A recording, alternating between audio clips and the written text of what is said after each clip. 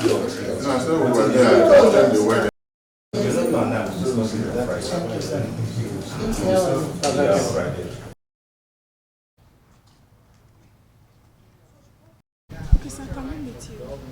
Well, I'm Chief Dan Ulasi from Nnewi in Anambra State. And if I have to address my brother properly, he calls me for the past 31 years. He has called me his elder brother of a different mother from Anambra.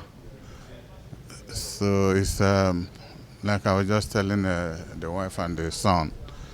He called me on 26th of May to abuse me that I had to travel for medical checkup without telling him.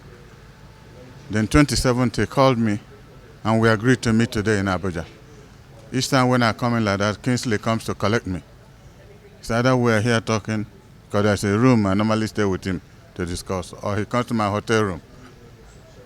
And because we were three, one of us went earlier on, Chief Emeka Enejere. When he died, we were burying Emeka at Nsukka, and Raymond told me, look at this coward, he has left us. Tell me what he has done to me. What has he done?